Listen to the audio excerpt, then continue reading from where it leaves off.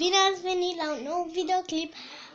Știu că am avut de făcut câteva promovări, așa că vreau să veniți cu mine pe canalul meu să vedem. Deci, să începem! Bun, hai să mergem pe YouTube, pe canalul meu.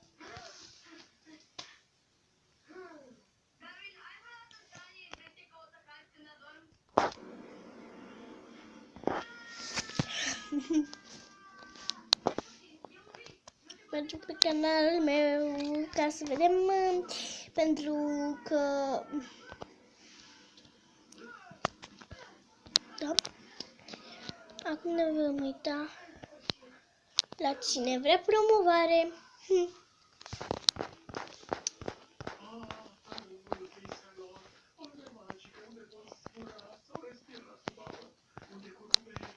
Bun, Foxy Creepy și Mangletube. Hai să începem cu Mangletube. Mangletube e o fată foarte drăguță. Așa. E drăguță. Ia. Și sper să vă abonați la ea. E și Foxy Creepy.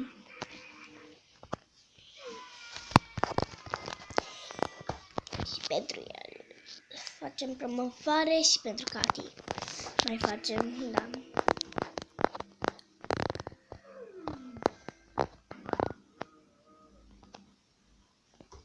Foxy Creepy nu are așa. Sper să vă abonați la el.